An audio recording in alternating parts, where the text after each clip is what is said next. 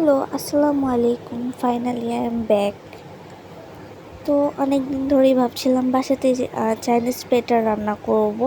আসলে সময় সুযোগ দুটার একটা হয়ে উঠেছিল না। তো ফাইনালি ওই দিন বাড়িতে মেক করে ফেললাম vegetable chicken fry, fried rice, beef sizzling. তো এগুলো বানানোর জন্য সব কিছু ইনগ্রেডিয়েন্টস একসাথে প্রিপারেশন নিচ্ছিলাম। এখানে হচ্ছে চিংড়ি মাছগুলোকে আমি টেম্পোরার যে এক ধরনের পাউডার পাওয়া যায় ওইটা দিয়ে মেখে নিচ্ছিলাম। আসলে যে কোনো ধরনের ভাজাভাজির আইটেমে যদি এই পাউডারটা ইউজ করা হয় তাহলে অনেক ক্রিস্পি হয় আর খেতে অনেক মজা লাগে। এটা অলওয়েজ আমার বাসায় আমি স্টোর করে রাখি।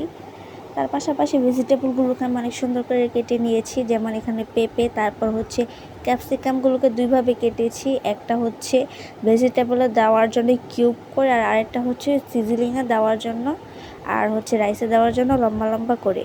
তার পাশাপাশি পেঁয়াজগুলোকেও কিউব করে কেটে নিয়েছি। তারপর বরবটিগুলোকে দুইভাবে কেটেছি, একটা হচ্ছে একদম কুচি কুচি করে, আর একটা হচ্ছে ভেজিটেবলে দেওয়ার জন্য একটু বড় করে।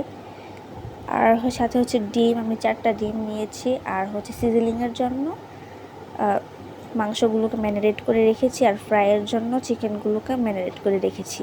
আর ভেজিটেবল যেটা একদম বেসিক, এটার কোনো রেসিপি দিলাম না, আমি শর্টকাটে অফ ক্যামেরাতে রেডি করেছি। আর সব খাবার রান্নাগুলো আমি বাটার দিয়ে কমপ্লিট করেছি, কারণ এ টাইপের খাবার বাটার ছাড়া আমার কাছে মনে হয় না ভালো হবে। আর সাথে একটু ঘিও দিয়েছি। আর তেলটা একদম স্কিপ, কারণ তেলটা আমি দিয়েছি শুধু বাটারটা প্যানের মধ্যে দিলে হালকা একটু কালচে হয়ে যায়। তেলটা দিলে আর ওই সমস্যার ফেস হয় না, তাহলে বাটারটা একদম সুন্দর মেল্টেড সুন্দর কালারটা থাকে। এখানে হচ্ছে যে ম্যারিনেট করা বিফগুলা, সেগুলো দিয়ে ভেজে কুক করে নিব। আর হ্যাঁ, আমি কিন্তু ফার্স্টে এখানে গোলমরিচ, তারপরে soya sauce, oyster sauce, tomato sauce, তারপর হচ্ছে চিলি ফ্লেক্স সবগুলো দিয়ে মেখে রেখেছিলাম। একটু আদা রসুনের পেস্টও দিয়েছিলাম। একবার মেখে রেখেছিলাম, আবার সেম জিনিস আবারও ইউজ করছি। এতে 2বার করে দেওয়ার কারণে এটা হচ্ছে অনেক জুসি হবে এবং স্পাইসি হবে, খেতে অনেক মজা লাগবে। এর পাশাপাশি ক্যাপসিকাম, তারপর রসুন কুচি, আর হচ্ছে কিউব করে রাখা পেঁয়াজগুলো দিয়ে দিলাম। আর এখানে হচ্ছে রাইসগুলো হচ্ছে সিদ্ধ করে ফ্যানের নিচে আমি এভাবে রেখেছি, ঝরঝরে হবে এতে করে। আর আমার সিজলিংয়ের লুকটা দেখো, জাস্ট ওয়াও। আমার ক্যামেরাতে অত ভালো করে বোঝা যাচ্ছে না, বাট সরাসরি অনেক সুন্দর লাগছিলো, মাশাআল্লাহ, খেতেও অনেক মজা হয়েছিল। আর এখানে হচ্ছে রাইসটাও পুরোপুরি রান্না করা শুরু করে দিয়েছি, রাইসের পুরো ডিটেলস অ্যাড করিনি।